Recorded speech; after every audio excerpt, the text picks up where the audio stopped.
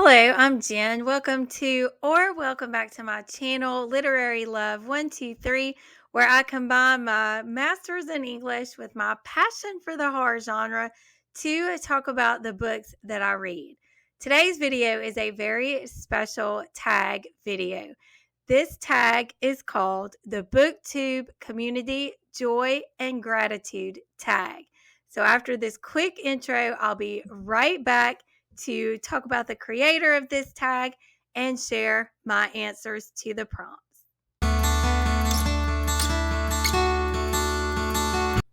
This tag was created by the lovely Pat at Book Chat with Pat. I recently found Pat's channel and I am so happy to have gotten to know her through her videos. She is a retired teacher, and you can just tell every time she records a video that she would have been the most wonderful teacher to have had. So as a former student and as a current teacher myself, I have really grown to love and appreciate Pat. And I think this tag is perfect for her. Perfect that she created this community joy and gratitude tag for the wonderful BookTube community. So there are 8 prompts, and I'm going to go ahead and get started on them. Prompt number 1, joy. Number 1, name an author whose books bring you joy, or discuss a specific book that made you feel joyful. So this one is kind of going to work in tandem with prompt number 7, but I'm going to share an author right now who brings me joy, and that author is Stephen King. I have been reading Stephen King since I was way too young, like a lot of us who are Gen X or maybe even older. And I have been, I don't know how to say it, just enamored with his work all this time.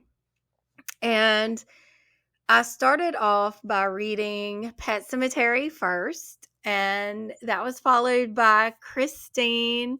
And after that, I can't remember what came next because I just wanted to consume all of his books. And even now, when I sit down with one of his books, whether it's one of his newer ones, whether it's an older one that I'm finally making my way to, or whether it is an older one that I've read at least once, maybe more times before, every time I sit down with Stephen King, I feel like I'm sitting with an old friend. I am sharing a cup of coffee with someone who I know is going to give me a story that's just going to be exactly what I need in that moment. So reading Stephen King's books always brings me joy. Number 2 for joy is discuss something about BookTube that you find joyful. The name of this tag says it, community, and the friendship that I've been able to build since being aware of the BookTube community. I followed a lot of people and commented before I started my own BookTube channel at the beginning of this year. And so ever since I have stepped into this community, whether as a spectator at first or now as a YouTuber myself, I have loved that I've made connections with people not only from different parts of the United States, but people from different parts of the world. And I just love that sense of community and connection that's shared here by people who have a passion and a joy for books and who want to talk about books and who encourage one another and support one another. And that's the biggest thing that I find joyful. Prompt number 3 is connected to friendship. And this prompt is to discuss a book that focuses primarily on friendship. So for this book, I chose My Best Friend's Exorcism by Grady Hendrix. In this book, you have 2 friends growing up in the 80s, teenagers in the 80s. So first of all, that's going to pull my heart there, right? Since I was a kid in the 80s. And one of them may or may not become possessed. And the other one does everything that she can to try to save her possibly possessed best friend. It is just a beautiful tale of friendship and how friendship connects us and continues to connect us throughout our lifetimes when we find that one friend that we just don't let go of. And I weep buckets when I get to the end of that book. Prompt number 4 is for laughter. Discuss an author or a specific book that makes you laugh. And I would have to say T. Kingfisher. I really enjoy her books. She has written books such as What Moves the Dead, which is a retelling or reimagining of Edgar Allan Poe's The Fall of the House of Usher. She wrote the sequel for that, What Feast at Night. She wrote The Hollow Places, The Twisted Ones, A House with Good Bones, which so far is my favorite from her. I've also read some of her more fantasy, less horror books like Thornhedge. I think I read that one. I read one of them, but her books are just the perfect blend of horror and humor and a lot of heart. And she brings a smile to my face. I just love her style of writing. The next prompt is prompt number 5, and that one is connected to community. Prompt number 6 is also connected to community. Number 5 is discuss a book where the idea of community is important. Now, I may have gone outside the box a little bit here, but the first thing that came to my mind when I started thinking about a story where community is important, not really a book, but a short story, and that is The Lottery by Shirley Jackson. Community is everything in that book. What is serving the good of the community, or what tradition has laid out is good for the community versus the individual and the individual's needs and what makes common sense and what makes human decency. Everything is sacrificed for the supposed good of the community. Number 6, discuss a communal reading experience that you have had.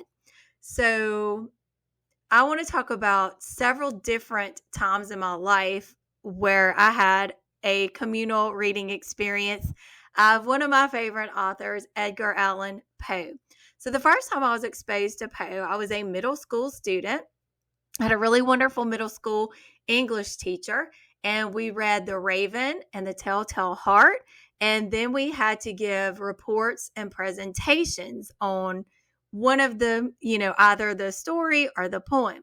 So I chose The Telltale Heart, and I can still remember my project and working on it and creating my, heart and reading a portion of the story and then turning in my report.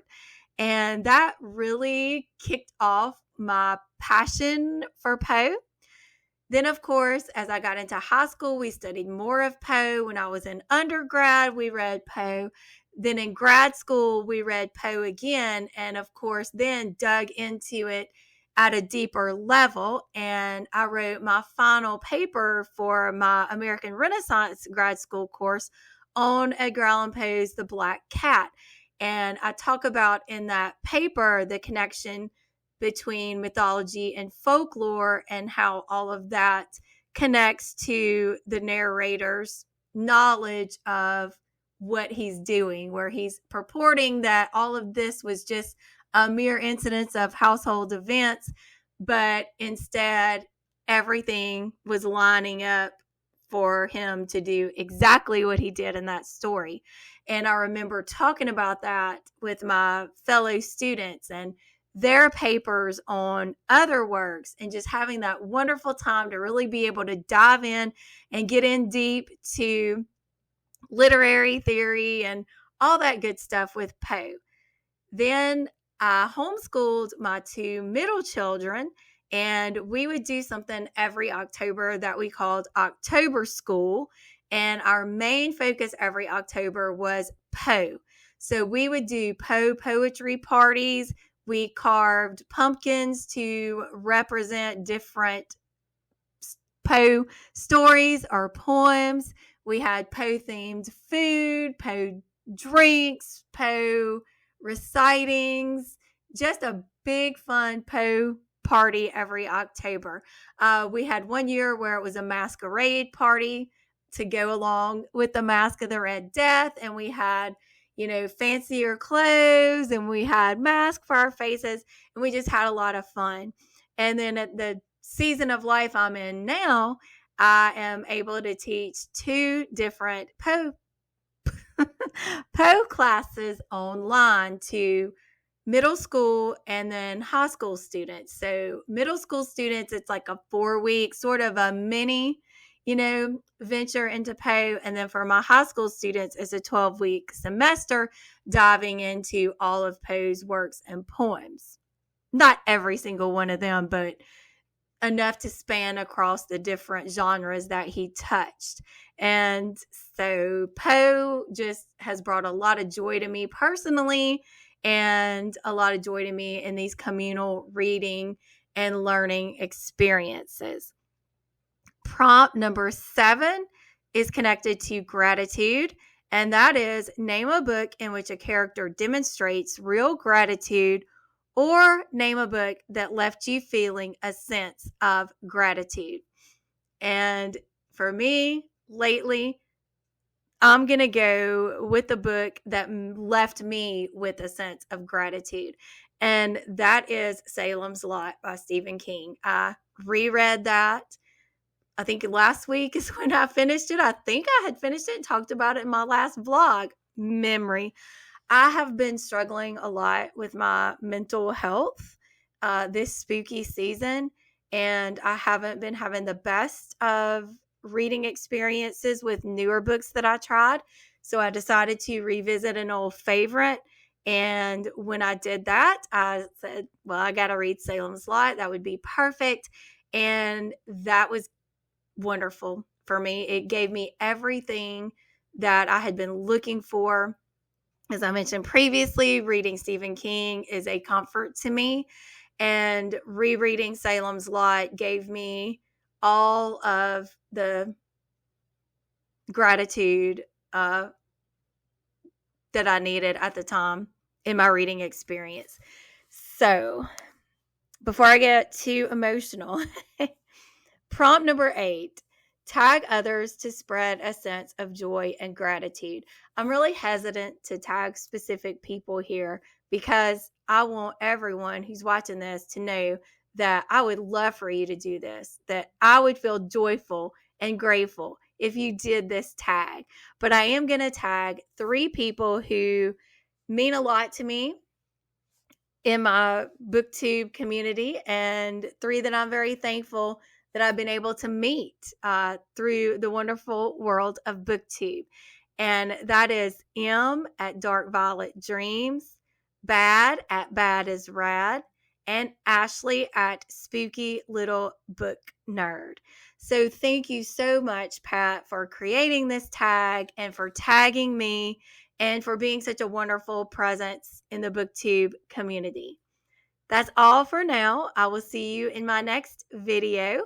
Bye.